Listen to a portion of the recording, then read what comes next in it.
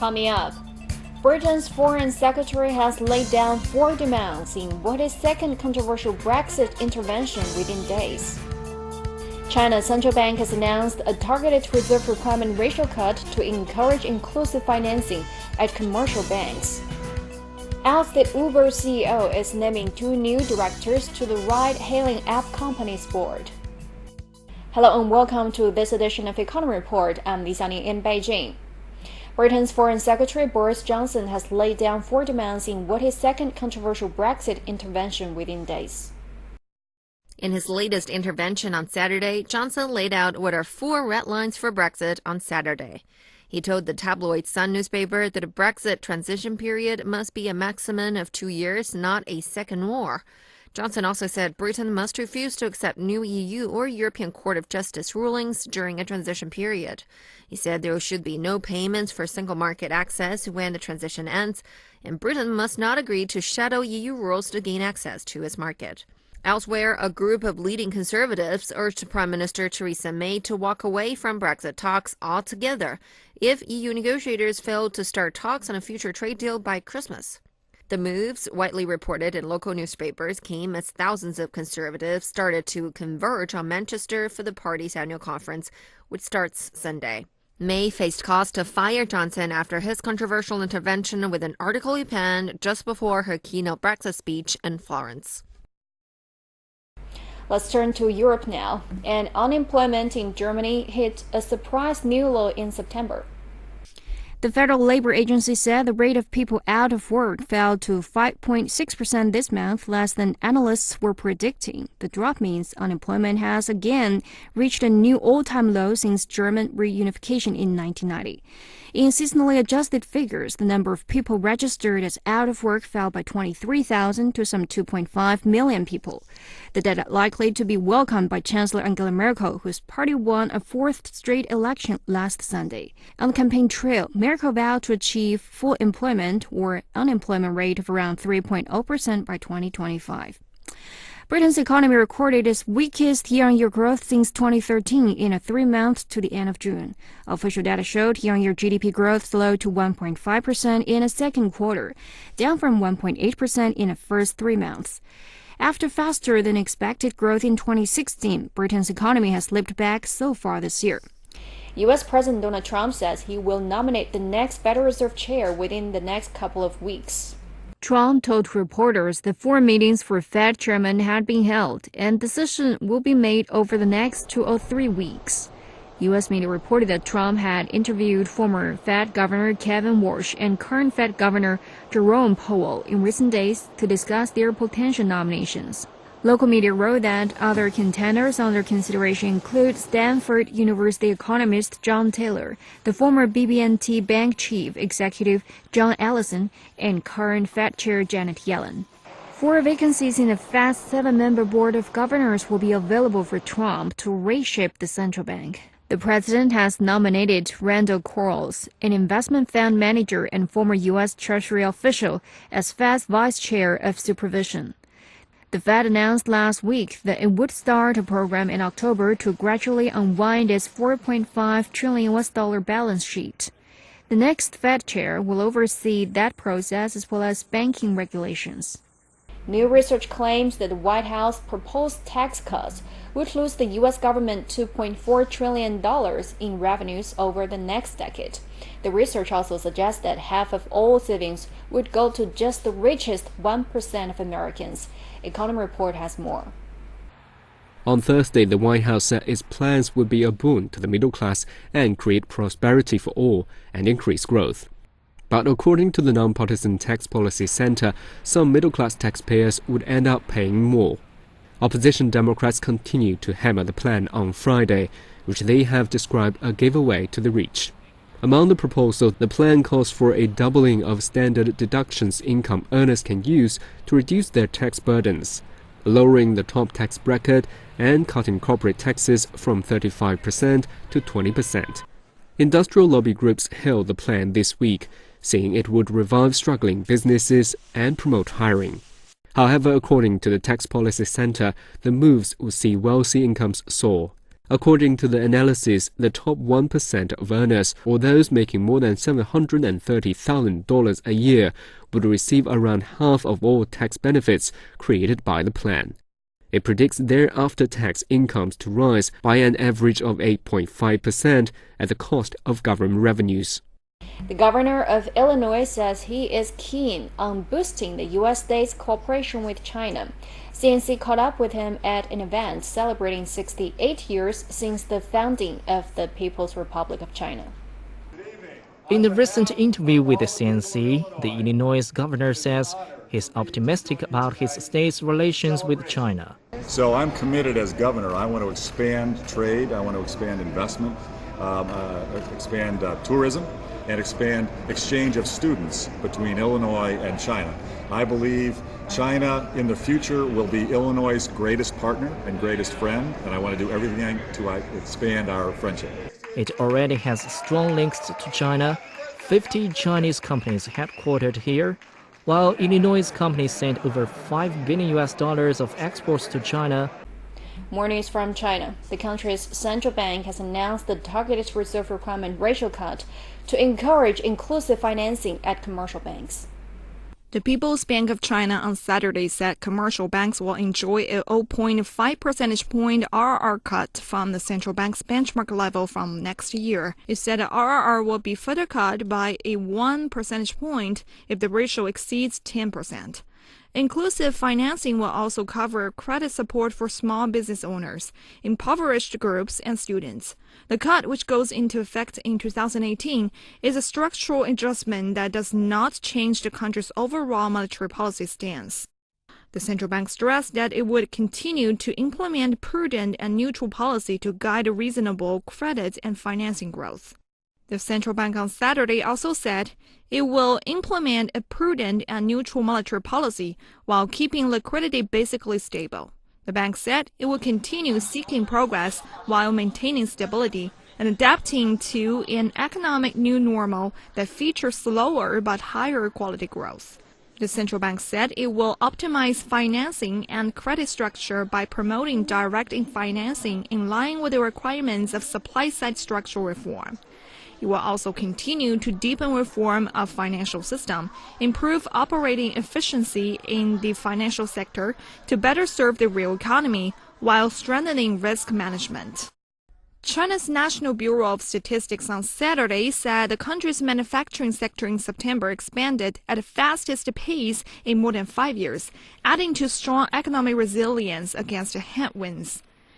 NBS data show the country's Manufacturing Purchasing Managers Index, or PMI, for this month came in at 52.4, up from 51.7 in August, and hitting the highest level since May 2012.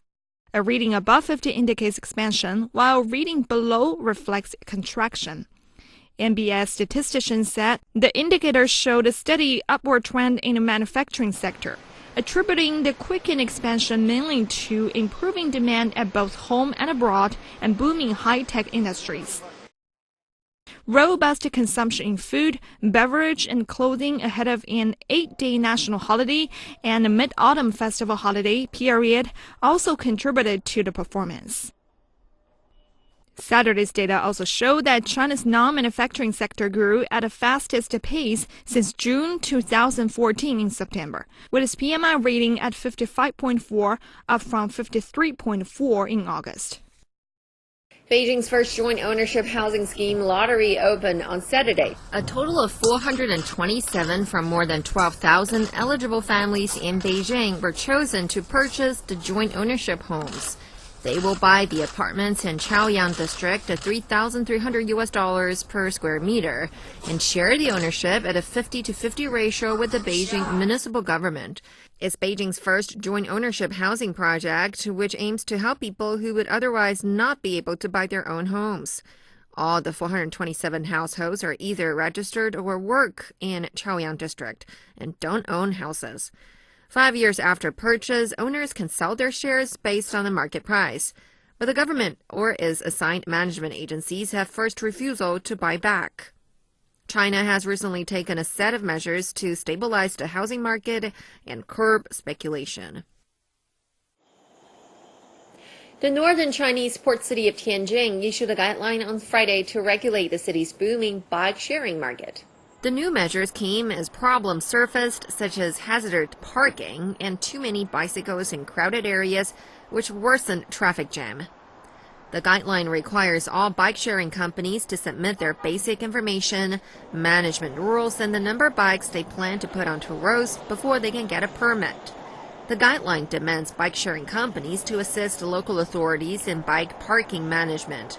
It also orders bike-sharing companies to set aside deposits in designated banks, which should not be put to other use.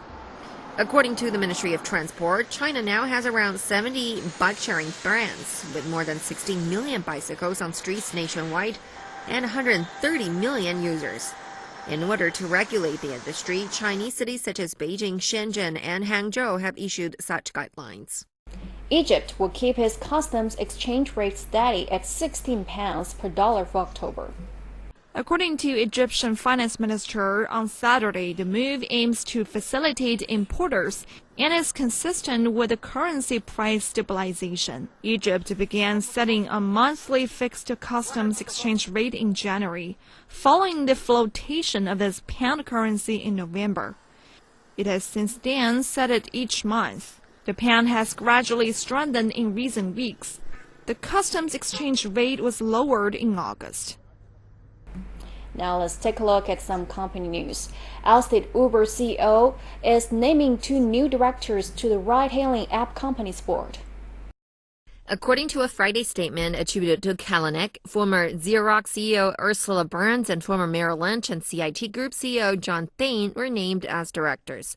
Kalanick said the board needs a full complement of directors to consider major potential changes to the board as well as voting rights within Uber. Investors gave Kalanick the power to choose 3 directors last year, and in June he appointed himself to the board after he resigned as CEO. His resignation came as the company faced lawsuits, increasing opposition from some regulators, and mounting criticism over its corporate culture and allegations of sexual harassment. Volkswagen said the diesel emissions cheating scandal will cost the company an extra $3 billion as engines are proving far more technically complex and time-consuming to adapt. The additional cost for fixing engines in the U.S. takes the total bill to $30 billion. 2 years after the problems first emerged, Volkswagen is still struggling to put the crisis behind it. Shares in the German carmaker initially fell sharply on Friday, although they later recovered most of the lost ground. VW first admitted in September 2015 that it had used illegal software to cheat U.S. emissions tests. Since then, the firm has been adapting its cars to meet legal requirements. The additional costs will be reflected in VW's third quarter results, which will be reported next month. Europe's leading low-cost airlines, Ryanair, said on Friday it has agreed to implement a series of measures to ensure all passengers affected by recent flight cancellations are fully aware of their rights and entitlements. In a statement, the Dublin-based airline said its measures will include full refunds or reaccommodation onto other Ryanair flights or other comparable transport options. Ryanair made the statement after meeting with the Irish Commission for Aviation Regulation. On Wednesday, the airline cancelled an extra 18,000 flights for the winter season on Wednesday, a move that will hit 400,000 customers. Ryanair said it will be able to roster all of the extra pilot leave necessary in October, November, and December. The U.S. Federal Reserve said on Friday that it had fined global banking giant HSBC Holdings $175 million for its unsafe and unsound foreign exchange trading business. According to a statement of Fed, the HSBC had deficiencies in its oversight and internal controls of its forex traders. The Fed said in a statement that the firm failed to detect and address its traders misusing confidential customer information, as well as using electronic chat rooms to communicate with competitors about their trading positions. The Fed has been strengthening supervision over banks' forex trading in recent years. It has given out penalties to big banks such as Deutsche Bank and Barclays. European Commission Chief Jean-Claude Juncker said on Friday the EU will propose a new tax on tech giants such as Google and Facebook next year. Championed by French President Emmanuel Macron, the new tax on digital multinationals will target revenue generated in an EU country instead of on profits that are booked in the low-tax EU headquarters, often Ireland or Luxembourg. Juncker said tax has to be paid where it is due, be it offline or online. The Commission will propose next year new rules on fair and effective taxation that provides legal certainty and a level playing field for all. The push by France, already backed by powerful Germany, is part of wider onslaught by the EU on Google and other U.S. tech companies as Europe seeks ways to regulate Silicon Valley more tightly. Chinese auto veteran Li Chunrong was announced Friday as the new Chief Executive Officer or CEO of Proton's manufacturing arm, in a major move by China's Zhejiang Geely to revitalize the Malaysian national car maker. Malaysian conglomerate DRB Highcom and Zhejiang Geely announced during a press conference that Li will be the CEO of PONSB from October 1st. PONSB is a subsidiary of Proton Holdings as the main production, operations, manufacturing, and marketing company. Li, with 30 years of experience in the automotive industry, had previously held high-level positions in major international brands such as Honda, Kia, and Dongfeng. Li will be responsible for the whole operations of Proton, involving the production, manufacturing operations, marketing, quality, research and development, sales, and marketing. While renting luxury items has become commonplace in Western countries, the model is still developing in China. MS Paris, a Chinese online luxury renting company, has now started gaining popularity across the country. Many women know how it is. A wardrobe full of clothes but nothing to wear. Miss Paris, located in Shanghai Bund, is trying to offer women a more economic way to be fashionable. It sends buyers to New York's Fifth Avenue and fashion shows in Paris on behalf of their clients. Customers can then choose from more than 100 European and American brands, within a price range of $300 and $1,000. By paying online, you can rent clothes from anywhere for no extra fee.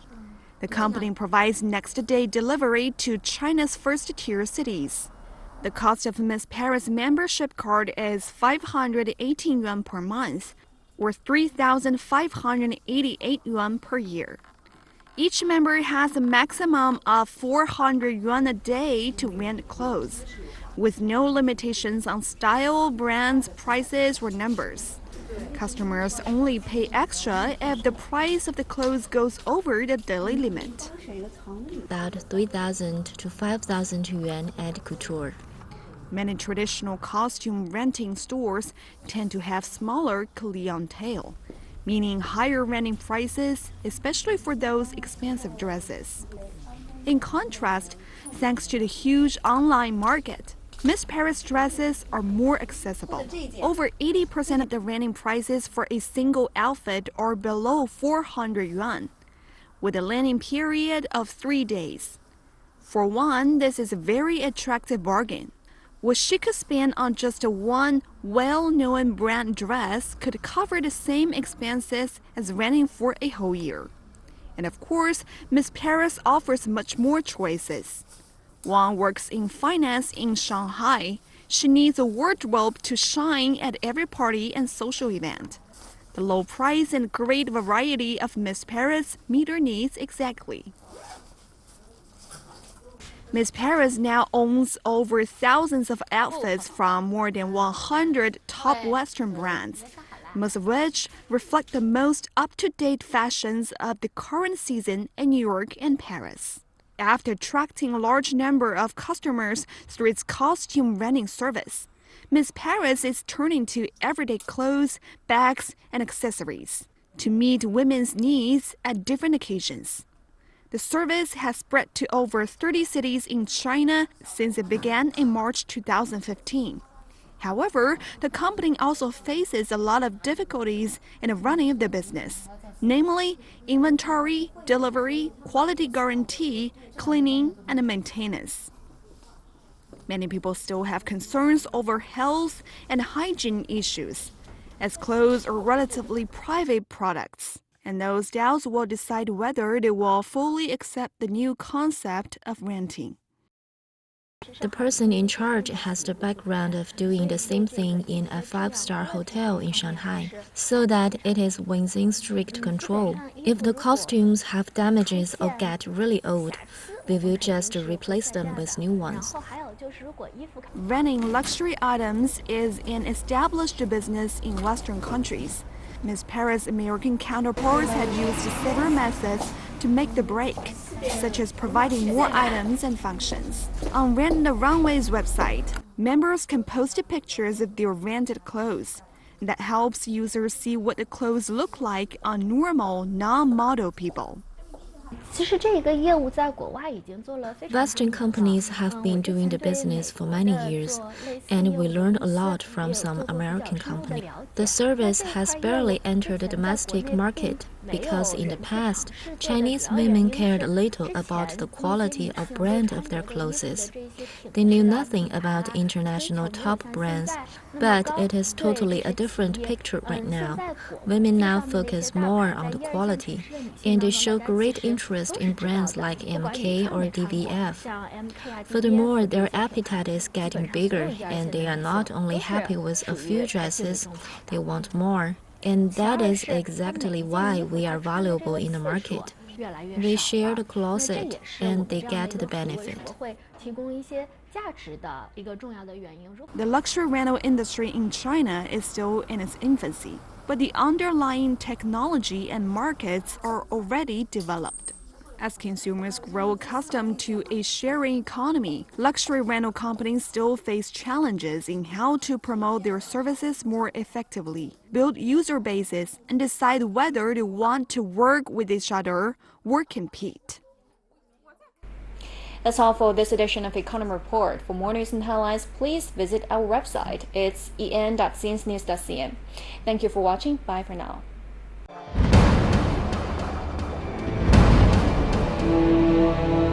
云天无际，承载梦想。中国南方航空是中国运输飞机最多、航线网络最发达、年客运量最大的航空公司。亚洲第一，全球第3，是南航缔造的业界奇迹。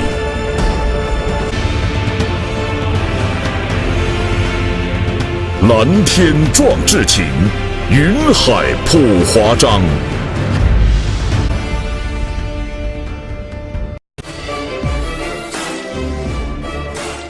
同心地产，芝加哥最大的华人中介团队，无论是家居或是商业地产，给你带来全方位的最佳服务。专业的团队，丰厚的经验。 Welcome to Chicago. Welcome to the Lake Cook Law Group. 投资理财、法律咨询，芝加哥专业律师团队为您的梦想提供最安全的保障。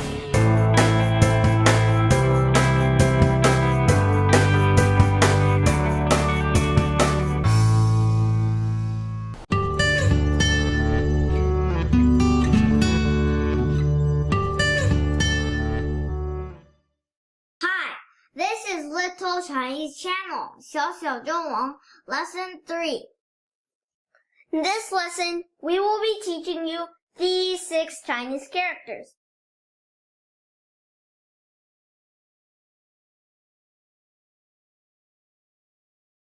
What's this? 人 means person. 女人 means woman. 男人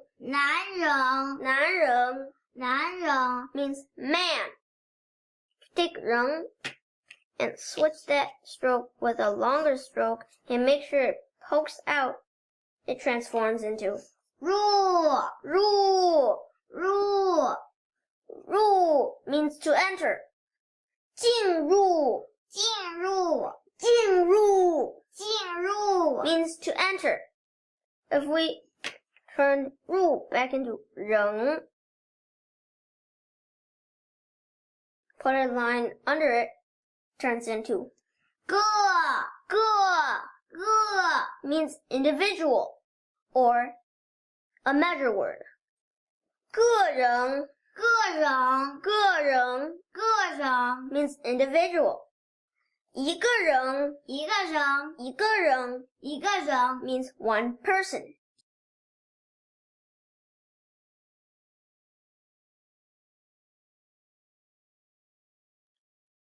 Make two rings side by side. It transforms into 从 means to follow. 跟从 means to follow. Stroke like this.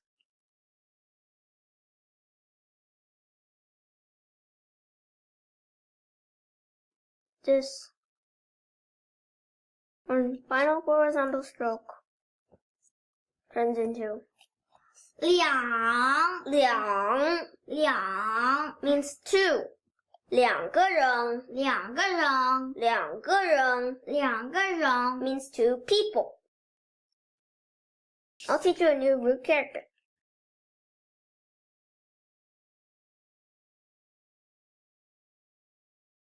What's this? 入 What happens if I make it a bit spaced out? 八 means 8. 80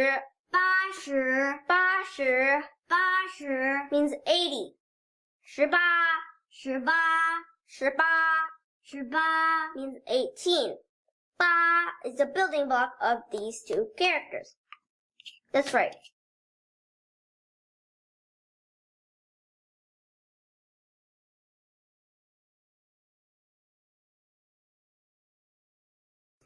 Zhang means person. Ru means to enter. Ge means individual or a measure word. Cong means to follow.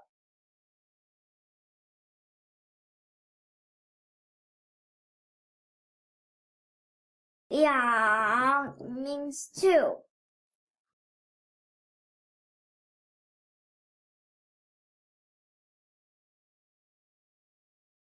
Ba means 8. Bye-bye. The lesson is done.